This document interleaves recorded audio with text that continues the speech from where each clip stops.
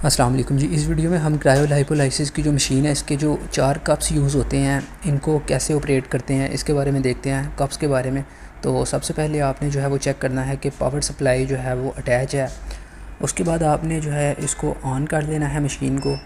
तो machine on करने के बाद हम जो इसके क्रायो कप्स हैं उनको किस तरह से ऑपरेट करते हैं। सबसे पहले तो आप देखें, ये जो चारों कप्स हैं ये इस तरह से नॉर्मल कंडीशन में होते हैं। ये इनकी लाइट्स जो हैं वो ऑन ऑफ हो रही हैं बिल्कुल स्टेबल तरीके से।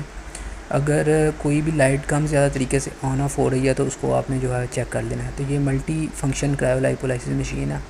आपने स्क्रीन पे टच करना है तो यहाँ पे जो है वो हमारे पास सामने क्रायो ये जो है वो कप की शेप नज़र आ रही होगी आपको। इसको प्रेस करेंगे तो हमारे पास ये चारों कप सामने आ जाएंगे।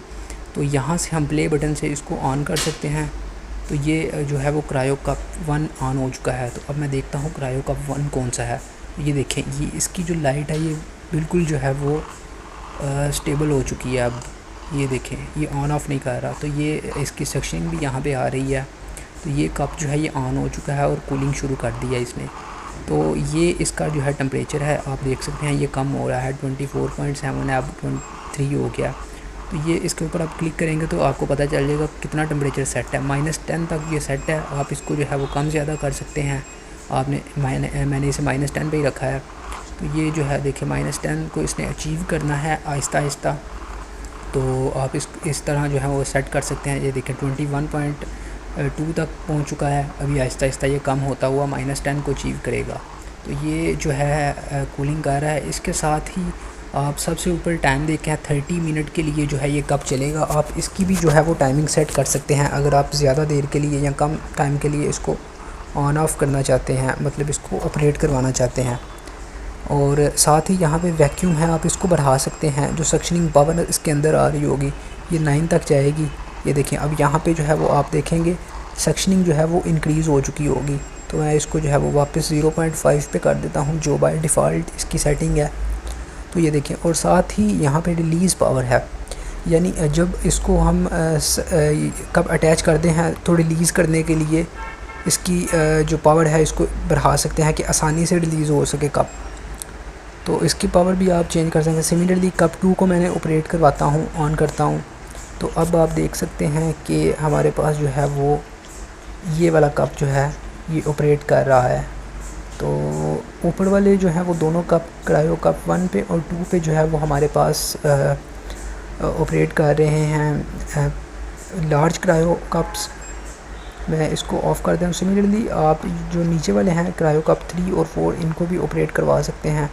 ऊपर पे हमारे पास 2 लार्ज कप ऑपरेट कर रहे हैं और नीचे हमारे पास जो है वो 2 मीडियम कप या स्मॉल कप ऑपरेट कर रहे हैं इसमें।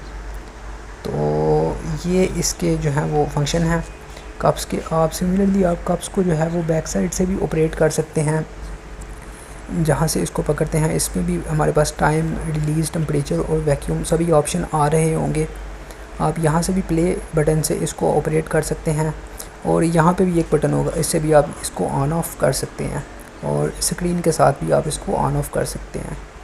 तो ये कप्स का जो है वो स्ट्रक्चर है और इसकी फंक्शनैलिटीज़ हैं, इनको आप जो है वो इस तरह से ऑपरेट करवा सकते हैं।